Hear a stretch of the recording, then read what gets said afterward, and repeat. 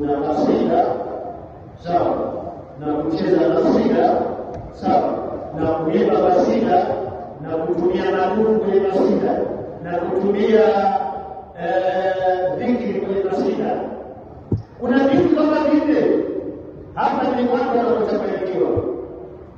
Kuna kasida ya mashairi, wanachuo wanasema yale mazuri huwa yanabeba maana ya uzuri kwa sababu yale mashairi mabaya huwa yanabeba ubaya kwa namna ambayo watu wanatumia kwenye huo ubaya.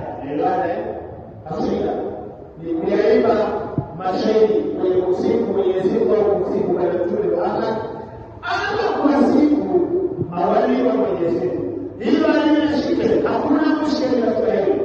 Shike linakuja namna ya kuitumia kasida. Unaanza kutumia kasida kwa nabii nguvu. Tunaelewana? Sasa unapokwenda kuhamisha kitu, usichukue mwimbo wa kitu kwa kifai. Angalia hiyo kasida inafaa bila nguvu inafaa.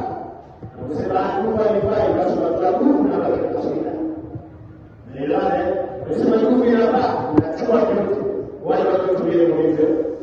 Ingawa sisi ashabu wa tariqatul qadiriyya sisi tunasema nguvu ni haramu, kwa sababu Mtume aliwasema nguvu ni haramu.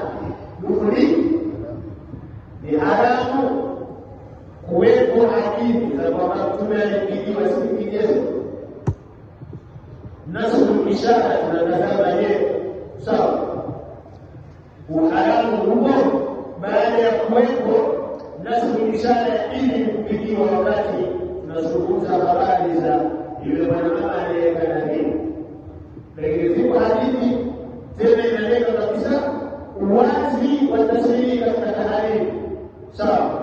Al-kubatu haramu, wal-kufu haramu, na zingine nyingi pale nyingi. Kwa hiyo sisi tutumie kwa sababu haifai. Kwa sababu kama inafaa fikira na sawa, hisi na wakati wa dalili zetu ambazo tunasema hivi haifai. Sasa hapa ndipo hapa tunasema haya mambo wanayofanya watu kwa sababu kuna ndugu ndani ya Qur'an, kwa sababu ndugu wanasoma kuna hadithi zinahalalisha.